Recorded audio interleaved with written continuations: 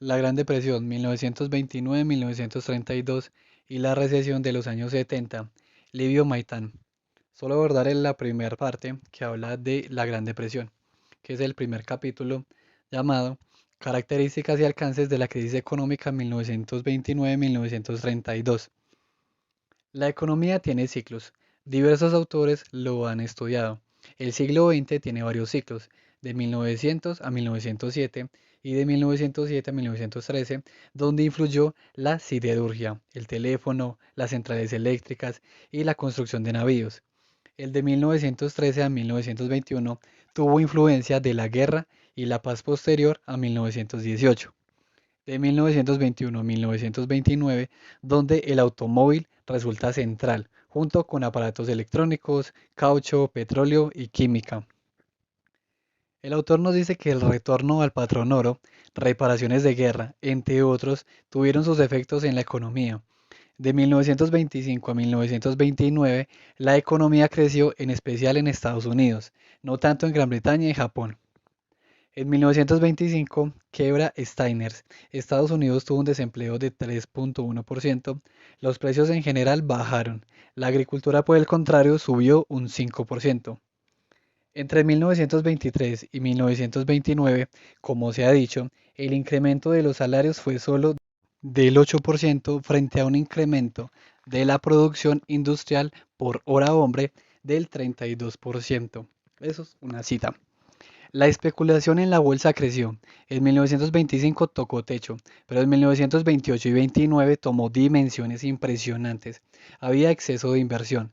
Los empréstitos externos bajaron y algunas acciones se compraron depositando solo el 25% del valor de las mismas.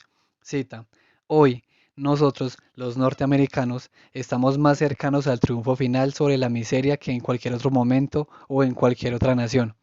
Los hospicios de los pobres están desapareciendo. Aún no hemos llegado a la meta, pero si se nos da la oportunidad de proseguir con los métodos de los últimos 8 años, veremos pronto, con la ayuda de Dios, el día en que la miseria será desterrada de este país. Fin de la cita. Esto lo dijo en el discurso de Herbert Hoover de 1928.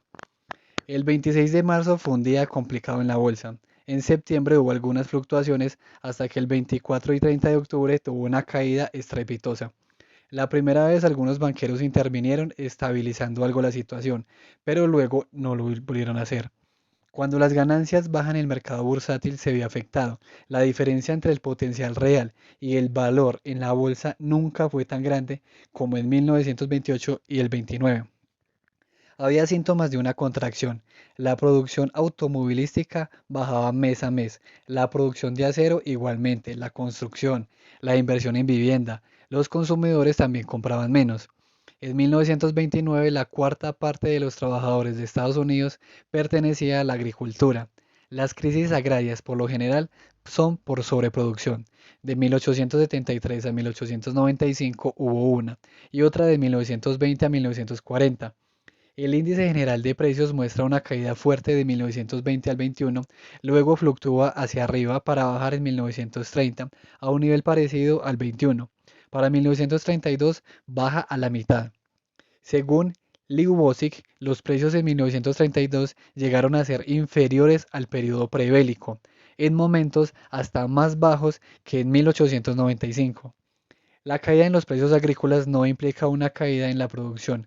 Esto ocurrió durante la crisis. Las áreas de cultivo se mantuvieron, solo después la producción cayó. En el caso de Estados Unidos, por medidas gubernamentales. Cita: Kindleberg sostiene que se dio una acción recíproca ante caída de precios agrícolas, disminución de los préstamos externos y refuerzo de las tarifas proteccionistas. Fin de la cita.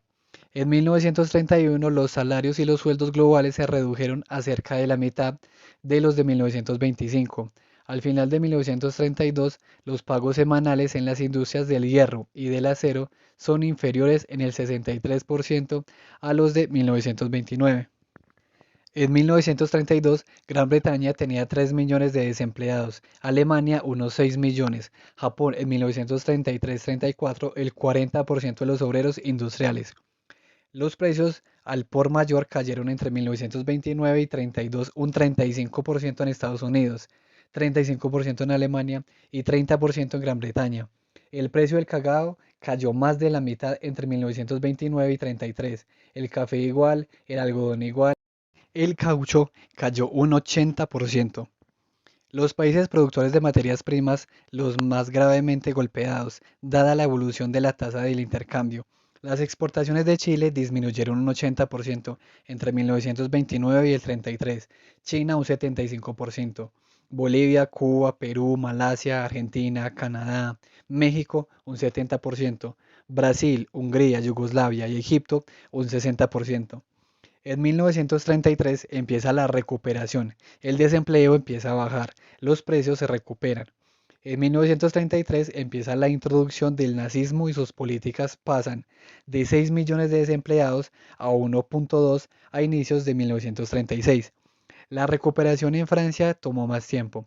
La revaluación hace caer sus exportaciones, sus importaciones, los precios. La llegada al gobierno del Frente Popular abandona el patrón oro, hace recortes y suben las exportaciones y la producción industrial para 1937 y el desempleo baja. Con esta recuperación los países que producían materias primas se empiezan a recuperar, pues los precios comenzaron a subir. La producción se recuperó en 1937. El zinc, el caucho superó por mucho la producción de 1929. El algodón igual, aunque este no había bajado tanto su producción como los anteriores. Esa recuperación no duró mucho, los precios de distintos productos vuelven a bajar. 1937 tiene su jornada negra, el martes 19 de octubre.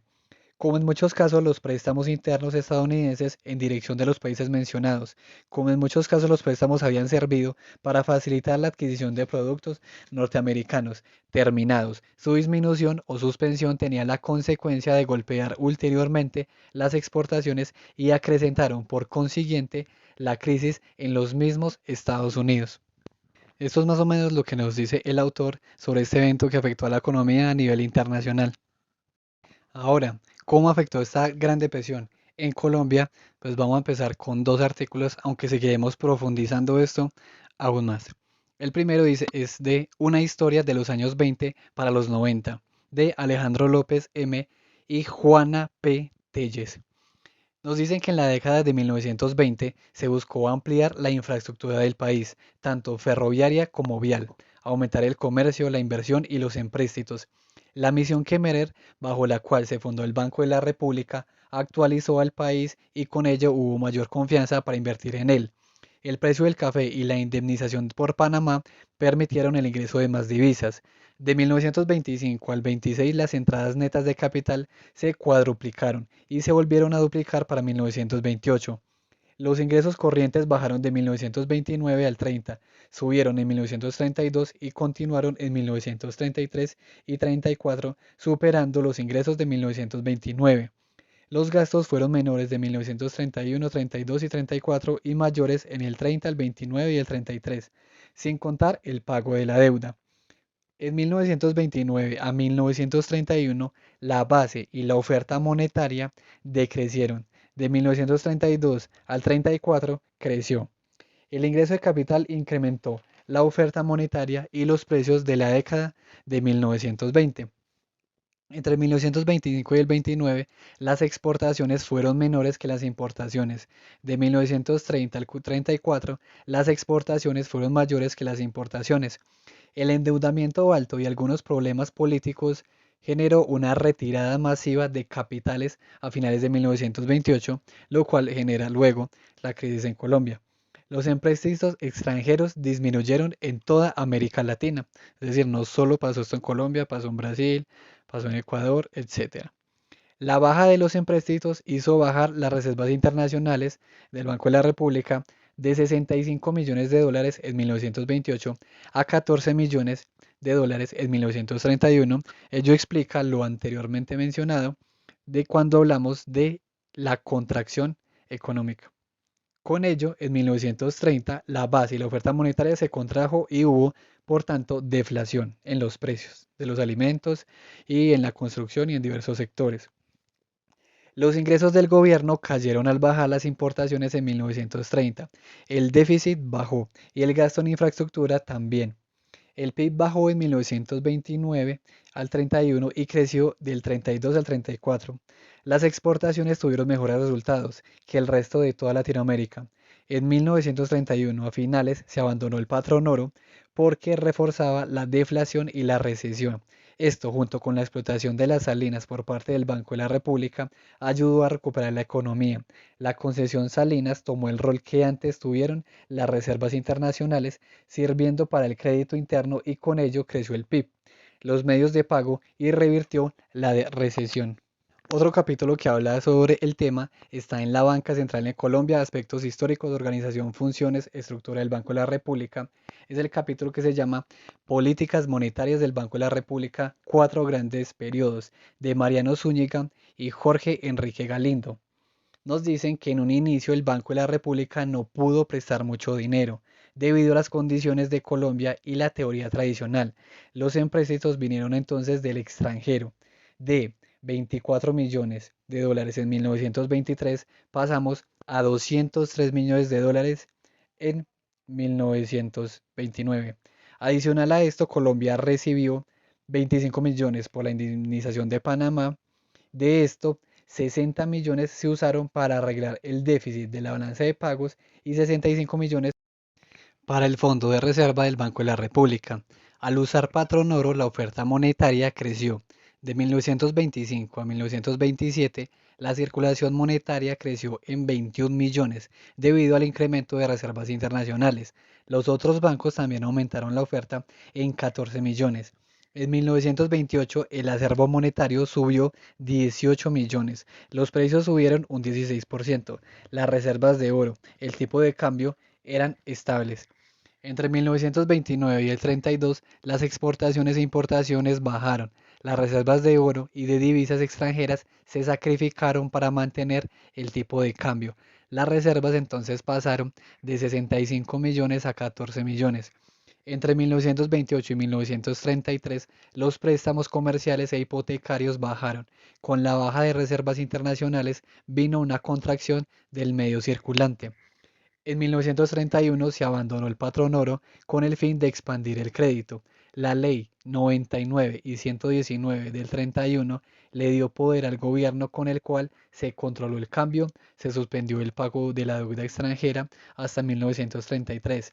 Se suspendió el comercio de oro y se controlaron las operaciones de cambio. Se controlaron las exportaciones para evitar la salida de capital. El tipo de cambio en 1932 se mantuvo en 106 pesos por 100 dólares. En 1933 a 116, excepto para ventas al gobierno, que fue de 105. Este tipo de cambio artificial no obedeció a la oferta y la demanda.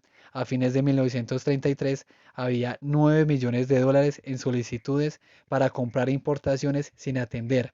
En septiembre de 1933 subió a 126 el tipo de venta y a 123 de compra. El tipo de cambio abierto llegó a 190 en julio de 1935. La situación fue mejorando y en mayo de 1933 se suspendió y se fijó el tipo de venta a 175.75 y de compra a 173. Próximamente seguiré profundizando tanto a nivel internacional como a nivel de Colombia qué pasó en esta década.